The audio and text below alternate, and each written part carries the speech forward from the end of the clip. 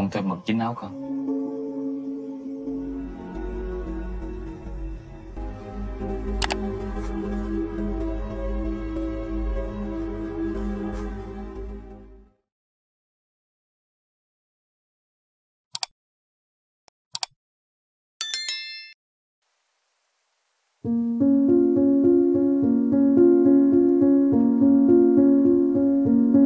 Pada bulan April tahun 99, sebuah perahu lewat dan menarik perhatian para bocah yang sedang bermain di pinggiran sungai.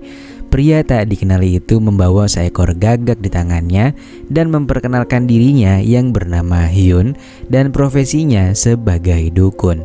Pria itu lalu diantar bertemu Om Sang untuk meminta izin memarkirkan perahunya. Sehabis Isya, seorang anak mendatangi Hyun dan meminta bantuan untuk datang ke rumah Chotu karena Yen mengalami kemasukan dengan nada bicara yang tinggi. Obrolan mereka pun didengar oleh dua orang pria yang sedang mencari harta karun dari orang yang udah berpulang ke dunia anime cuy. Karena memang di Thailand sana biasanya orang membawa hartanya ke dalam peti mereka. Sementara itu di rumah Chotu, para warga terlihat berkumpul menyaksikan Yen yang lagi kemasukan. Hyun pun diminta untuk membantu memulihkan Yen. Hyun lalu menunjuk Soy untuk membantunya. Soy ini adalah seorang gadis yang tunarunggu. Hyun pun berkomunikasi dengan Soy melalui bahasa isyarat. Hyun kemudian melakukan sebuah ritual yang membuat orang tua Yen menjadi panik. Namun sesaat kemudian Yen pun terbangun dan langsung sadar. Semua orang yang melihat kejadian itu pun takjub akan kehebatan Hyun, dan para warga mulai memberinya julukan guru kepada pria itu. Keesokan harinya, Hyun meminta izin kepada ayahnya Soy agar Soy mau dijadikannya asistennya. Sebagai asisten, Soy pun diajarkan untuk meramu bahan-bahan yang nantinya akan dijadikan obat. Hyun juga mengajarkannya untuk membedakan berbagai penyakit. Dan menurutnya, satu-satunya penyakit yang gak bisa disembuhkan adalah penyakit ODGJ. Singkat cerita, karena kepercayaan masyarakat kepada Hyun pun diizinkan untuk tinggal di sebuah rumah yang gak berpenghuni. Suatu hari Soy bertanya tentang gambar ular di tangan Hyun. Hyun pun menjawab dan mengatakan bahwa gambar itu selalu mengingatkannya pada ibunya. Dia pun menceritakan bahwa dulu dia pernah melihat seekor ular yang akan menerkam ibunya. Namun Hyun menyelamatkan ibunya dan membiarkan ular itu menyerangnya. Hyun seketika kejang dan gak sadarkan diri, sampai semua orang mengiranya sudah mati. Namun ternyata beberapa hari kemudian Hyun terbangun dan dia diselamatkan oleh seorang nenek yang berkata bahwa Kumantong telah memilihnya. Namun naas ketika pulang, dia malah menemukan sang ibu yang udah berpulang lantaran gak kuat kehilangan Hyun. Nenek yang kini dipanggilnya guru berkata jika dia mau menguasai ilmu Kumantong, dia dapat bertemu dengan ruh ibunya. Dan cara untuk mencapainya adalah dia harus terus menambah dosis dari bisa ular tersebut. Dan ritual itu pun terus ia lakukan sampai saat ini. Suatu malam, Om Sang membawa seorang pasien mendatangi Hyun. Pasien itu bernama Sao, yang merupakan seorang gadis cantik, pokoknya spek gue banget dah. Hyun berpendapat bahwa seseorang sedang mengerjai Sao. Dia pun bilang kalau Hyun akan membuatkan tato mantra untuk melindunginya, dan Om Sang pun diminta untuk menunggu di luar. Soy lalu disuruh untuk membantu Sao menggantikan pakaiannya, dan lantas setelah itu Hyun pun mulai membuat tato yang lokasinya berada di tengah-tengah Gunung Merapi cuy. Lantas setelah selesai dan Sao akan membayarnya, Hyun malah menolak dan mengatakan bahwa ini gratis. Dia pun meminta Sao untuk datang kembali dengan jadwal yang udah ditentukan. Melihat sikap Hyun yang baik pada yang bening-bening, tentunya Sao jadi bete. Hyun pun menuliskan beberapa petunjuk dalam secari kertas jika Sao ingin memiliki ilmu pemikat pria. Di scene selanjutnya Hyun pun mulai beres-beres.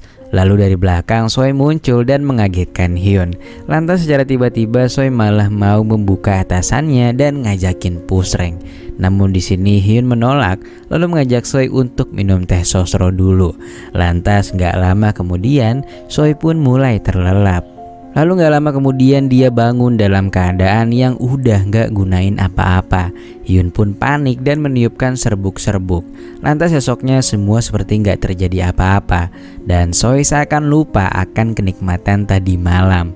Lantas yang lebih mengejutkannya lagi, esoknya Hyun mendatangi ayahnya Choi dan mengungkapkan niatnya untuk meminang Choi. Dia bahkan sampai memberikan mahar sejumlah emas untuknya.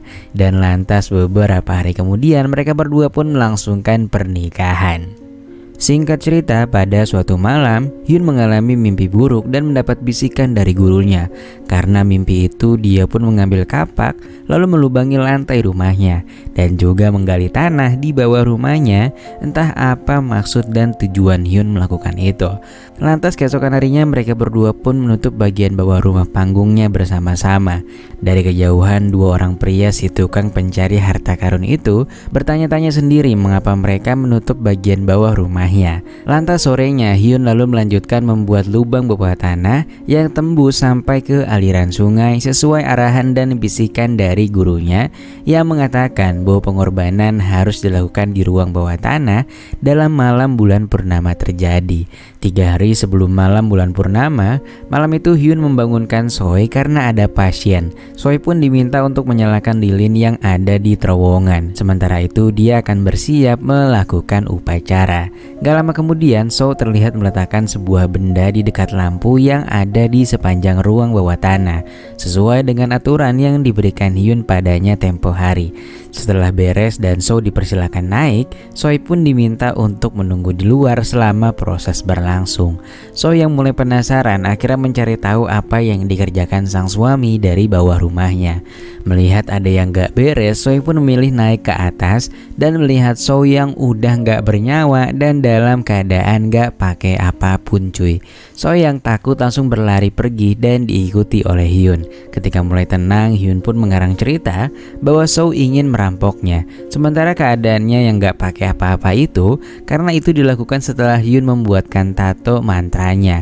Dan setelah dijelaskan panjang lebar, Choi pun akhirnya percaya. Suatu hari saat Choi sedang membersihkan altar, dia mencium bau dari ruangan bawah. Choi pun akhirnya turun dan mencari tahu apa yang terjadi. Sementara itu, Hyun yang sedang berada di warung milik ibunya Yen bertemu dengan Yen dan mengatakan bahwa dia ingin mengobati masalah kesuburannya.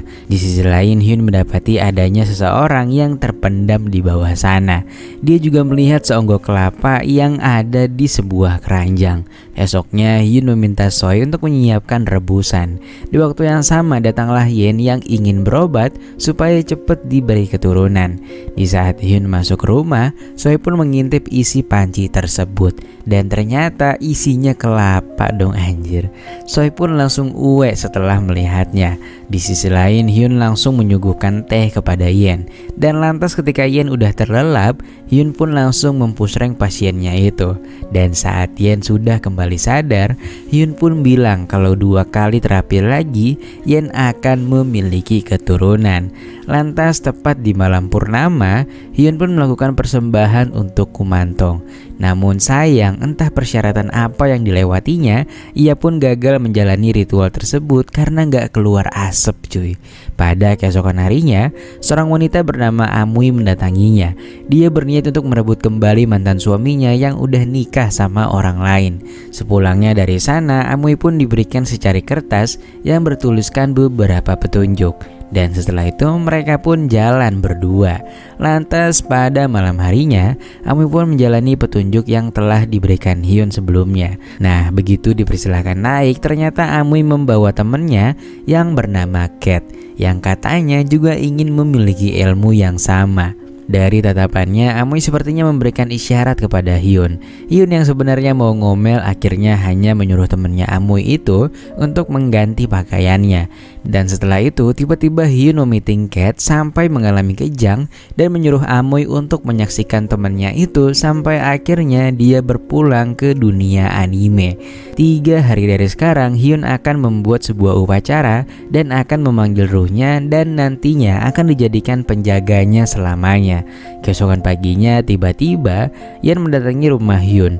Di waktu yang sama datang juga Amui yang langsung bertindak seperti asistennya Hyun sambil mengatakan mengatakan bahwa sang maha guru sedang beristirahat. Lantas beberapa saat kemudian Yan bercerita bahwa sekarang dia mengalami kehamilan. Dia bilang bahwa beberapa bulan terakhir ini Yan dan suaminya belum melaksanakan pusreng lagi, sehingga kalau sampai tahu nih, dia takut suaminya mengira kalau Yan macam-macam. Dengan santainya Hyun pun bilang kalau dia nggak bisa kalau harus menggagalkan ketekdungannya itu. Amoy lagi-lagi berperan seolah asisten Hyun dan bilang kalau Hyun akan membantunya, namun datang lagi pada saat tengah malam nanti karena dia akan dibuatkan upacara khusus. Lantas ketika akan pulang, Amoy pun memberikannya secari kertas dan menyuruhnya untuk melakukan semua petunjuk di sana. So yang udah nggak sanggup dengan suaminya itu pun memutuskan untuk melapor ke pihak kepolisian. Namun sayang gak ada satupun polisi yang mengerti bahasa isyarat. Lantas baru juga keluar polsek, Soy malah berpapasan dengan Amoy. Dari dalam bus, sepupu Soy yang bernama Gui ini juga melihat Soy. Dia pun turun dan dihampiri oleh Amoy. Singkat cerita, pada malam harinya mereka bersiap untuk melakukan upacara. Dari kejauhan Soy terus memperhatikan keduanya. Lalu Amoy meminta Soy untuk menyalakan lilin di terowongan. Nah, begitu beres, Soy pun mulai curiga dengan mereka. Dan di sini Soy akhirnya kabur. Namun sayang mereka berdua dengan mudahnya berhasil menangkap lagi. Lantas setelah itu Amoy meminta Gui untuk naik ke atas. Nampaknya tadi Amoy mengajak sepupu Soy itu untuk ikut dengannya. Dan gak pakai banyak cincong, tepat di hadapan Soy, Hyun pun tega memulangkan Gui yang gak bersalah itu ke dunia anime. Soy pun akhirnya pingsan melihat sepupunya itu. Lalu singkatnya begitu sadar, keduanya pun terlihat tengah memulai upacara. Lalu tiba-tiba datanglah Yen yang langsung panik saat melihat Gui. Hyun dan Amoy pun langsung mengejar Yen. Dan kondisi itu langsung dimanfaatkan oleh Soy untuk memulai upacara sendiri. Dia lalu mengambil sebuah tengkorek yang kayaknya merupakan milik ibunya Hyun. Lantas begitu Hyun udah kembali pulang, dia pun melihat Soy yang ternyata berhasil melakukan upacara itu. Hyun pun tiba-tiba langsung memanggil Soy dengan sebutan ibu. Padahal sebenarnya Soy nggak mengalami apa-apa. Dan entah kekuatan dari mana, Soy ini pun berhasil membuat Hyun pingsan. Soy lalu berlari menuju rumah ayahnya. Lalu nggak lama berselang, Hyun rupanya juga mendatangi rumah Soy. Ayah Soy yang nggak tahu harus ngapain, akhirnya cuma teriak minta tolong. Dan untungnya para warga di sana di waktu yang sama juga lagi pada kumpul. Mereka pun berbondong-bondong langsung mengamankan Hyun. Di akhir film dijelaskan jika Amoy dijatuhi penahanan sepanjang hidupnya.